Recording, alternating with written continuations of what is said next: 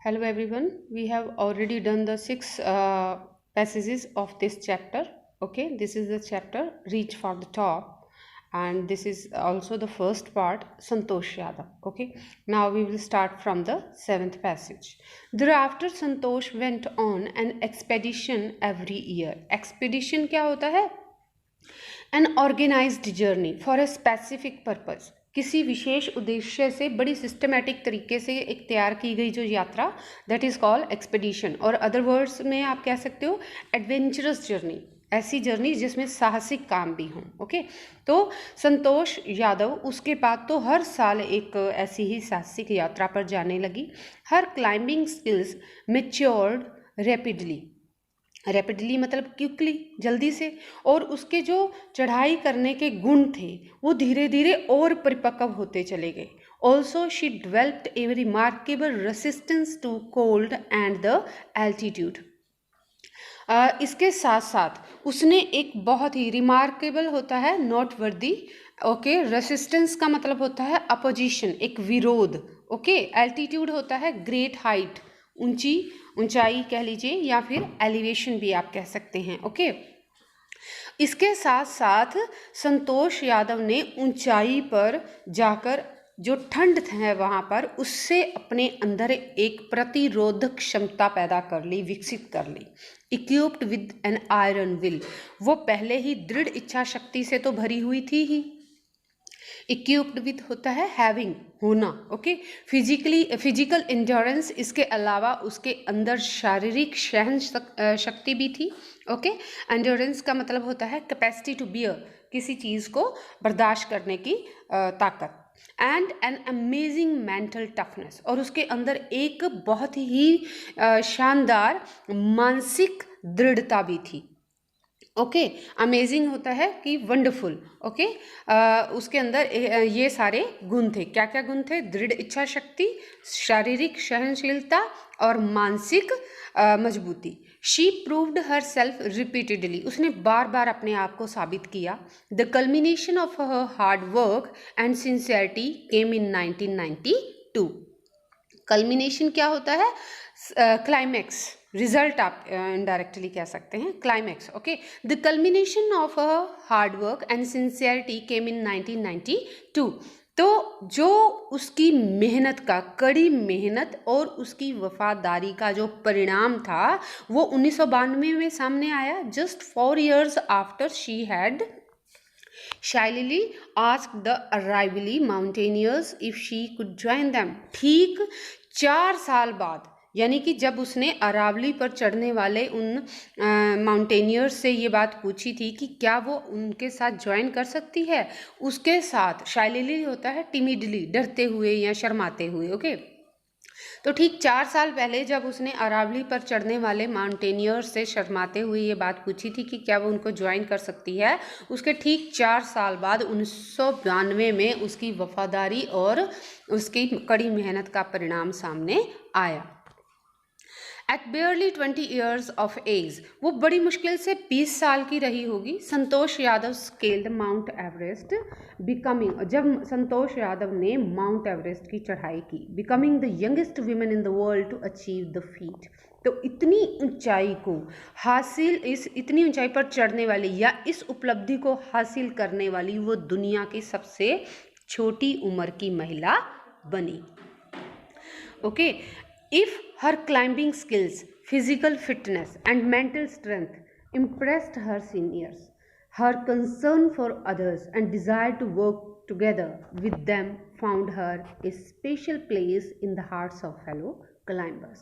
जहाँ उसके जो चढ़ाई करने के गुण थे, चाहे वो शारीरिक फिटनेस थी, चाहे वो मानसिक उसकी मजबूती थी, ये उसके सीनियर्स को जहाँ प्रभावित करते थे, उसके साथ साथ दूसरों के प्रति जो उसकी चिंता थी, कंसर्न मतलब वरी, जो दूसरों के प्रति उसकी चिंता थी, and desire to work together with them, और दूसरों के साथ मिलकर काम करने की जो उसकी इच्छा थी, वो found her A special place in the hearts of fellow climbers. उसके इन गुणों ने उसके जो फेलो क्लाइंबर्स थे, उसके साथी जो चढ़ने वाले थे, उनके दिलों में संतोष यादव के लिए एक विशेष जगह बना दी। तो संतोष यादव के इन गुणों ने विशेष जगह बनाई उसके साथियों के बीच में। ड्यूरिंग द 1992 एवरेस्ट मिशन, जब वो 1992 के एवरेस्ट मिशन पर थी, उस दौरान Santosh Yadav provided special care to a climber. तो अपने साथ एक चढ़ने वाले व्यक्ति को संतोष यादव ने विशेष उसका ख्याल रखा। Who lay dying at the South Col, जो कि साउथ कर्नल के पास एक तरह से मरा पड़ा था, यानी कि बहुत बुरी हालत में था। She was unfortunately unsuccessful in saving him, लेकिन बदकिस्मती से वो उसको बचाने में नाकामयाब हुई क्योंकि उसकी हालत बहुत ज़्यादा ख़राब हो चुकी थी। Mohan Singh who would have met with the same fate, और जो मोहन सिंह एक और साथी था जो उसी तरह से पीड़ित हो गया था, यानी उसी तरीके से वो वहाँ चढ़ाई करते हुए बीमार हो गया था। Had she not shared her oxygen with her, who would have met with the same fate who had she not shared her oxygen with him. तो कहते हैं कि मोहन सिंह जो एक और साथी था वो भी उसी तरह मारा जाता, यानी उसी किस्मत को प्राप्त होता अगर संतोष यादव अपना ऑक्सीजन का सिलेंडर उसके साथ शेयर नहीं करती। Within 12 months, Santosh found herself a member of an Indianapolis Women's Expedition. तो ठीक 12 महीने में, यानी कि माउंट एवरेस्ट की चढ़ाई करने के बाद ठीक 12 महीने में संतोष यादव जो थी वो भारत नेपाल जो औरतों की साहसिक यात्रा का एक दल है उसका हिस्सा बन गई। That invited her to join them, क्योंकि उन्होंने उसे इनवाइट किया था अपना हिस्सा बनने के लिए। She then scaled the Everest a second time, तब उनके साथ मिलके उसने दूसरी बार माउंट एवरेस्ट की चढ़ाई पूरी की। Thus setting a record as the only women to have scaled the Everest twice, और इस बार उसने ये रिकॉर्ड साबित कर दिया कि वो दुनिया की एकमात्र ऐसी महिला है जिसने माउंट एवरेस्ट पर दूसरी बार यानी 2 बार चढ़ाई की है। And securing for her self and India a unique place in the annals of mountaineering, और चढ़ाई के इस इतिहास में, एनाल्स क्या होता है, हिस्ट्री, चढ़ाई के इस इतिहास में उसने भारत और अपना एक दोनों का ही अलग स्थान वहाँ पर हासिल कर लिया। In recognition of her achievements, the Indian government bestowed upon her one of the nation's top honors, the Padma Shri. तो उसकी इन उपलब्धियों को देखते हुए, उसकी इन उपलब्धियों को मद्देनज़र या ध्यान में रखते हुए भारत सरकार ने जो सबसे बड़ा भारत सरकार का इनाम होता है, सम्मान होता है, पद्म श्री, वो किसको दिया गया? वो संतोष यादव को दिया गया। नेक्स्ट है describing her feelings when she was literally on the top of the world.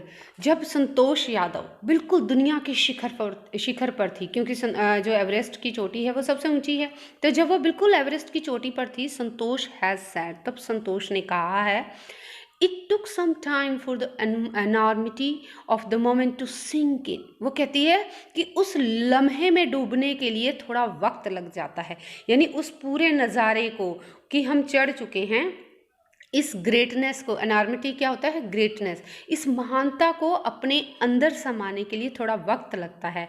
Then I unfold the Indian tricolour, कहती है तब मैंने उस माउंट एवरेस्ट की चोटी पर भारतीय तिरंगा लहरा दिया, and held it aloft on the roof of the world, और दुनिया की इस सबसे ऊंची छत के ऊपर उसे पकड़े रखा।